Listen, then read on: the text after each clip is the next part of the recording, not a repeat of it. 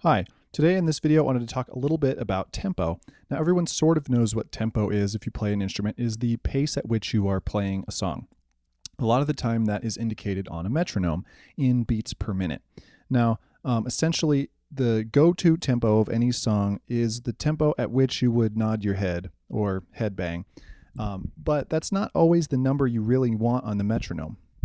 When you count off a song, especially if you're a drummer, you have a range of options actually. If the song is at 100 BPM, you could count off at 100, at 200, at 50, and these would all yield essentially the same song as long as you weren't looking at written music. Everyone would understand that you were counting off in either double time, straight time, half time, or what have you. So I'm thinking about this because I had a student one time ask me, what is the tempo of this song? And so I pulled out my metronome, tapped it out, got maybe 60, let's say. He pulls out his phone, looks on the internet, some website tells him it's 120. So he says, no, you're wrong, it's not 60. Well, 120 is just double of 60, so we're sort of both right. That's the same tempo, essentially. He looked at me really confused and said, wait, but which one is the real tempo? Well, I don't know, but honestly, it doesn't matter. 60 and 120 both line up to the song the same way. So without asking the recording artist or engineer what click did you actually use, we'll never know, but essentially it doesn't matter, they're both the same. So I went ahead and I made a chart on Google Sheets, which I will link to below if you want to actually like scroll around on it and see it.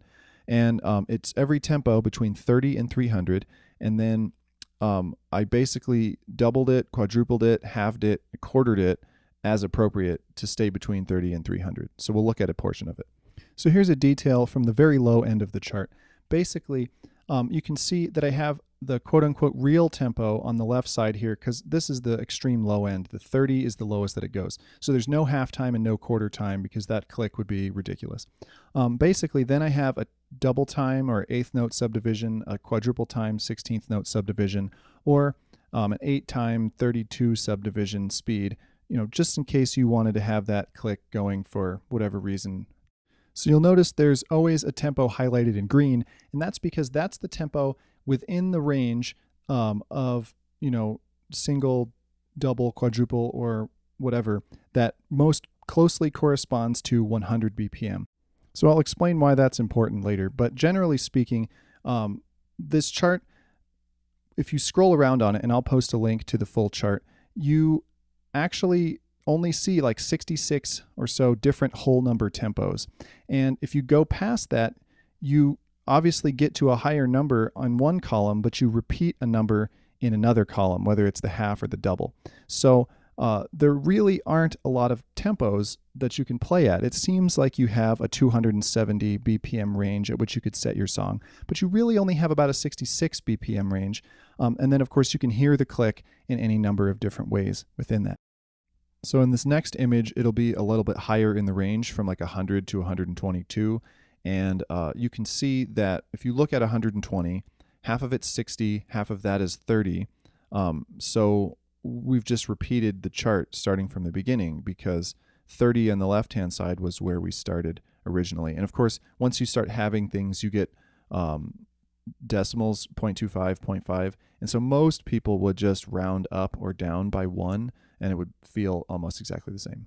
So of course, why did I highlight the tempos in green that are the closest to 100 out of the choices for each given tempo range? Well, that is because basically it is human nature to gravitate towards 100 BPM. They've done studies, some scientists somewhere, where they played a series of clicks, and then when the clicks cut off, you were supposed to hit the next click in the sequence, and the computer timed you to see how close you were. They found that almost everyone, if the click was slower than 100, they rushed it, and if it was faster than 100, they dragged it. So if you're wondering what 100 sounds like, you can just imagine Another One Bites the Dust by Queen, which is actually what scientists are telling you to do when you do compressions for CPR. You should do it at 100 BPM or so by humming Another One Bites the Dust, which is sort of ironic. But anyway, the reason for that is it's sort of biologically built into us, 100 BPM. So sometimes it's a good idea if you're trying to do a click that's really far from 100 to half or double it to get closer to 100 as per the chart.